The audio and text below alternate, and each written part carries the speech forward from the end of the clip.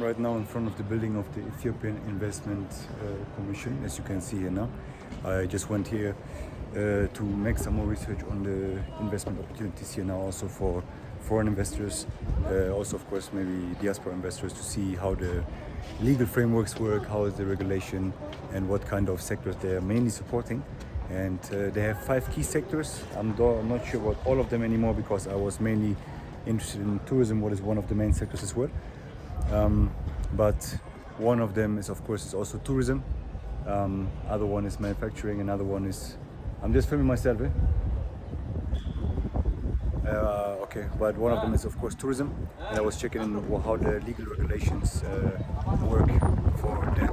And what I figured is quite interesting is because I know Ethiopia used to be a very locked up and closed economy for foreign investors, especially. I think there were already a couple here, but it was not as accessible as most other African countries. So therefore, what I figured now is that, for instance, now when you want to own a company with 100% share for yourself, you need to come with a minimum investment of $200,000 US dollars, and what you also need to deposit in a local bank account. So this means you cannot gradually invest. You need to have the money in cash ready to then be able to distribute it to a local bank account. Yeah. Second option is then if you go into a joint venture, for example. This means with a local Ethiopian partner. And the interesting part is, for example, I just know from Tanzania, for example, there the local needs to have a minimum share of the company of 70% to make this joint venture work. But here in Ethiopia, what they told me just now is that there's no minimum amount of shares that the local needs to have. So even as low as 1%, maybe even there's an option to go even lower than that, also opens the door in a different way for you to invest your money here. But there's still a minimum amount you need to invest. It's just lower. So when you go with the joint venture now, the minimum investment is $150,000 US dollars. So it's at least $50,000 less that you need to distribute in cash here. To operate the business, of course, nothing needs to be invested like right away. So you don't need to spend all your money on like one apartment building or one house or whatever it is, for example, in this Airbnb and short-term rental sector or something now. As long as you have the money distributed here, you can then gradually also invest, so you can use it, do it over a certain amount of time as well. So that's quite interesting. What I figured, it's just always interesting for me to see like the actual legal regulations, because this is especially for foreign investors difficult. Also for me, with like I'm half German, half Eritrean, and even for me, I would be considered like a foreigner because I can't use my Eritrean. I also don't have the ID for Eritrea, but even then I think it would be still considered as a foreigner. Other than that is also that, for example, for diaspora, that there's no minimum amount like that, so you can just get your diaspora ID, for example. You will be considered as a local. You have the same rights and regulatory frameworks basically as a local as well, even if you're from the diaspora. So I think it might make sense, because I know there's a huge Ethiopian diaspora as well, to get this diaspora ID as well done, because it shouldn't take too long, shouldn't be too expensive, but it just opens the door for you to make investments much easier, much faster, with less hurdles and stuff. So this scenario is, I would say, the easiest one, but of course not everybody, like me in this case as well, in case I would like to invest here, would be also a different scenario.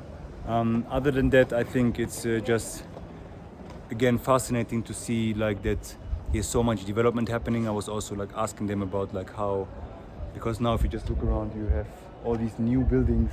This one is not finished. You see just next to this white building there's another one that will be constructed. It looks like, if I show you just now here, there's also another one that will be constructed. So like the entire city looks like a big construction site actually. There's so many new buildings coming up, or everything I think you see now is also completely newly built. So there's so much potential, especially now if you look at the STR, like the short-term rental or Airbnb business, guest house space, whatever you want to call it, whatever makes sense to you. But there's a lot of potential because there's so much supply in the market of properties in all these different locations, because everything is new and the local market cannot also not feed or like cover the supply basically, if that makes sense. So therefore there's so many apartments, so many opportunities in that case. And this is, as said in another of I think my last video as well, is that when I looked at the competition in terms of the short-term rental space, like there's so much more potential, because it's not even remotely close to being as professional and as professional as in many other markets where already like much more competition is on a much higher level. So here you have a lot of supply for properties in the whole city of Addis, for example. Now you can stand out quite easily with just maybe designing your property in a different way, because again also is, for example, when they finish this apartment building, the big one, most of them, they will come, or like a lot of them will come also furnished, and they look all the same. So people don't have so people have no they're not really standing out in most of these properties.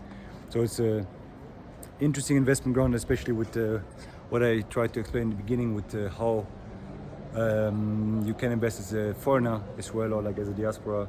Is that the market, I think, just opened up recently. So it's just been, I'm not sure the exact year or like how long it's been exactly, but it's just been a couple of years now, so it's still quite recent. And so there's still a lot to do, you know, like not everybody's here yet. More people are coming here from, also I see many Chinese people here, I see many Arabs here, but I see also now more and more foreigners also now here in this EIC, the investment commission. I see a lot of people actually coming in from different countries to get their consultations in as well, because they also support you on this journey in case you need any kind of support with legal frameworks or like with getting your visa, whatever done. So it's good to have something like this, because I didn't know that things like this existed when I started my business first in Kenya, and there I ran into a lot of hurdles because I didn't know and I didn't do the right things. Essentially, if I just show you again, in case you want to come here, very accessible. You can just go in, you can go to the 5th floor, and then they will support you if you find somebody. That's the building, you see the EIC. Hi, it's good, how are you? Sorry, I got interrupted. I had a conversation with a nice Iranian lady. She also has a manufacturing plant here. Just gave me a business card. I think it says free sweet honey, so it's for biscuit and cookies. But she says also interesting to see sides of people who do business as a foreigner. Oh, sorry, my friend. Because she says it's quite difficult just in terms of regulations, because they keep changing and always new ones coming up. So therefore it's not as straightforward. It might be, but it changes all the time, you know. That's why what she says, at least, and that's also what I'm observing. But it's, if I look at also Kenya and Tanzania, it's the same thing. It's not really different, because all of them still have, they're just building new policies, especially now, let's say, the short-term rental space, Airbnb space, or guest house space. Because it's still like a relatively new space, there's also more regulations coming up also that hit foreigners different, but also hit locals different, you know. So like things are changing anyways. But I also think that you have all these challenges, and not everybody is willing to take these risks and to take these challenges on to solve all these problems, because you will have problems all the time on a consistent basis, or like, let's call them challenges all the time, and you need to come up with the solutions anyways, you know. And if you don't, you just miss the opportunity. And if you are strong, I see people that doing very well because they sit through, and also for myself, I had to sit through all of these different things to make things work, and to actually build something that works, and like to be at the point where I'm now. So I hope this helps you a little bit, you know. As I said, in case of anything, the EIC, very accessible. They could be a good first starting point to get a feeling for what is needed, what you could do here, like how it is to invest as a foreigner. And as I said, as a diasporan, it's very, very straightforward and easy. If you have your ID and your documents, you will be treated as a local, what makes, of course, doing business much easier. So use this privilege you have, because most, or like me at least, and many other ones, they don't have this privilege. And let's say I wish to have this in at least one African country where I could do this without any disturbance. But we have to go always through the path, through investment or through business. What also works fine, you know, also no problem. We make it work.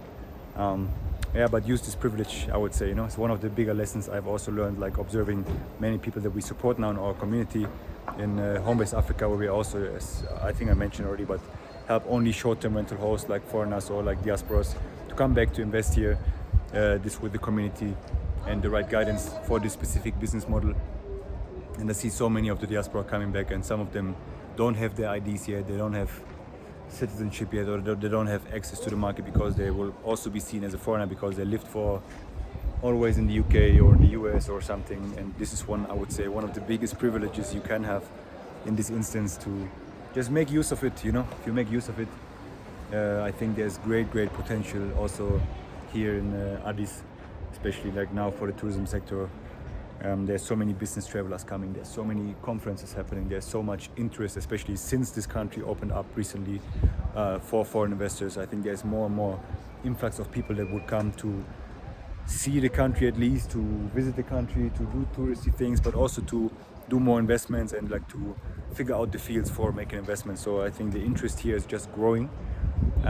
But this one, I think I try to just go to the tourism commission as well, try to see if I can just go there and have somebody who can give me maybe some numbers, because the numbers I found, not sure if they were accurate or not accurate, not sure if they will give me the exact numbers because it's also hard to determine, but at least they can give a good picture of how it has been for the last couple of years and what their projections are, what they may be supporting, especially in terms of tourism, to see what kind of guest house. Because, for example, last thing I think is like when you look at, I forgot the specific way to find it, but every country has a specific website as well where they say which sectors they're now promoting. I think it's always the investment commissions or investment authority or something like that. If you Google it, like let's say Kenya Investment Commission or Investment Authority, something like that, should pop up a website.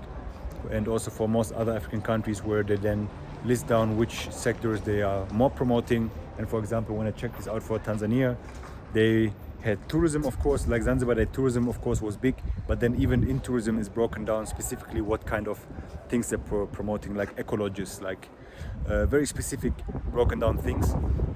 So it's interesting to see what they're promoting, to understand why they're promoting this, to see also in which direction they are maybe investing their own money, what could also give you hints what maybe not to do or like what to do. So in that instance, I think this helps as well, gave you some value. And if this is helpful for you, then I will put a link down in the description to our private community where we already have active hosts hustling and working towards these goals, already operating in various African countries, coming from various countries in the world. And if this is something for you, then just click the link down below in the description, and I will try to see what else I can figure out here about Ethiopia's short-term rental investment market. And I see you in the next video.